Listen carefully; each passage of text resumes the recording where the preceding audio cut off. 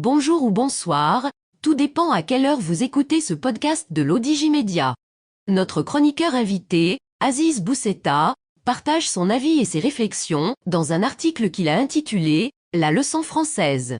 Alors écoutons-le dans ce podcast. L'auteur commence son article ainsi. Les événements qui se déroulent en France sous le regard du monde entier devraient inciter les dirigeants de la planète à la réflexion. En effet, l'humanité vit un double choc qui pourrait embraser nombre de pays et exacerber les tensions jusque-là collectivement intériorisées, la sortie difficile d'une pandémie qui a bouleversé les économies et les sociétés, et la révolution technologique qui met les sociétés en réseau, facilitant la convergence et la contagion des colères.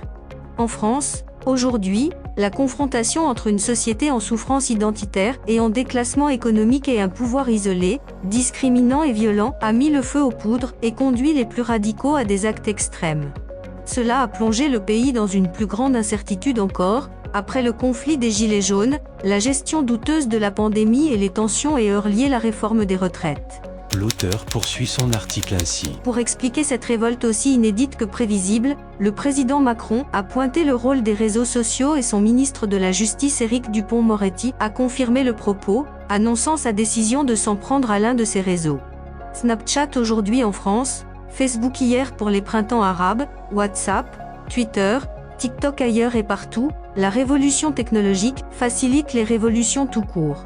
Cela devrait inciter les dirigeants du monde entier, et plus particulièrement dans la zone méditerranéenne, à réfléchir à leur sort et à leur société. Toute colère sociale peut très vite basculer en mécontentement populaire, irrésistible et irrépressible. Le mécontentement peut s'exprimer à travers les urnes ou, plus souvent, directement dans les rues. Et on voit bien que les meilleures sécurités du monde ne peuvent faire face à une société énervée, connectée et organisée, qui n'a plus le temps d'attendre les élections pour en découdre avec ses dirigeants.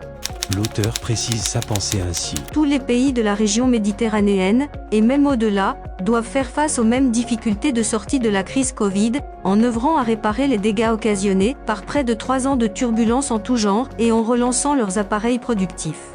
Tous les pays de la région, et au-delà encore, subissent les incertitudes nées de la guerre en Ukraine et, plus largement, à la confrontation entre le bloc occidental et la Russie, voire le reste du monde. De nombreux pays de la région sont confrontés aux effets désastreux du réchauffement climatique, dont les migrations de plus en plus importantes, domestiques ou extra-frontalières. Et aucun pays, de la région et au-delà, ne semble prendre réellement la mesure des bouleversements psychologiques individuels et leur somme collective sur le comportement global des sociétés face à cet amoncellement de crises passées, actuelles et à venir.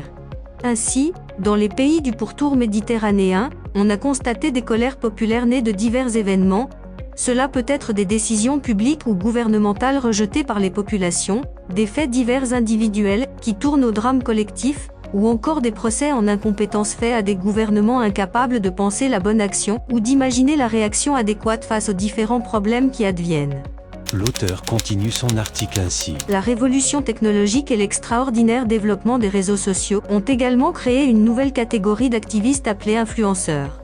Comme le remarquait et pressentait Umberto Eco, il n'est pas besoin d'avoir une formation solide ou une idéologie robuste pour conquérir une large audience et être suivi par des millions de personnes. La médiocrité menace la stabilité. Le cocktail explosif est là. Des problèmes d'un type nouveau, mondiaux, et des moyens de communication modernes, globaux, face à des pouvoirs politiques qui réfléchissent et agissent encore à l'ancienne, car opposer l'urne quinquennale au clavier permanent est une entreprise périlleuse et vouée à l'échec. Ce qui se passe actuellement en France réunit peu ou prou tous ces éléments, et peut créer une forme d'émulation chez les autres peuples, partant du principe que les mêmes causes engendrent les mêmes effets, surtout quand on dispose des mêmes moyens. Les opinions publiques sont volatiles autant que les influenceurs sont volubiles et les vérités ne sont plus aujourd'hui celles exposées et proposées par les États, les peuples ont les leurs désormais. L'auteur conclut son article ainsi. En cette époque qui est aujourd'hui la nôtre, il appartient au gouvernement, dont celui du Maroc, de s'exprimer, d'expliquer, d'être à l'écoute voire au chevet de leurs opinions publiques, d'anticiper, d'innover. Des politiques de nature verticale ne fonctionnent plus et la légitimité, garante de la stabilité, ne se fonde plus seulement sur les classiques voies institutionnelles comme les élections, mais repose aussi sur l'humeur de société en perpétuel mouvement et à l'incandescence facile et explosive. Il ne faut pas attendre que l'étincelle fasse son œuvre et que les gens soient dans les rues car le retour à la normale est toujours difficile, peut-être même impossible. S'il est une leçon à tirer des événements en France, c'est bien celle-ci. Rédigé par Aziz Bousseta et lu par l'intelligence artificielle de l'ODJ Media.